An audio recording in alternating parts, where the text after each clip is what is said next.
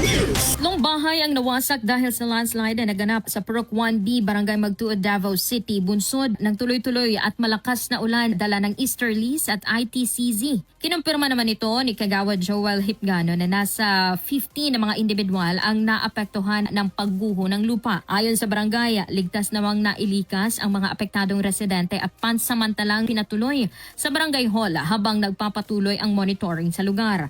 May naitala rin umanong panibagong landslide sa Purok 4 ng parehong barangay. Dahil sa matinding pagbaha at walang tigil na pag-ulan, sinuspende ng lokal na pamahalaan ng Davao City ang face-to-face classes at school activities sa lahat ng antas sa pampubliko at pribadong paaralan ngayong araw, May 19, 2026. Suspendido rin ang trabaho sa mga national at local government offices maliban sa mga tanggapang nagbibigay ng safety, health, social at emergency response services. Samantala, umabot hanggang dibdib ang baha sa Prop 32 NHA matapos ang malakas na buhos ng ulan kagabi. Kuha ang video na ibinahagi ni Tita Leeng na makikitang hirap na makatawid ang ilang residente sa kalsada.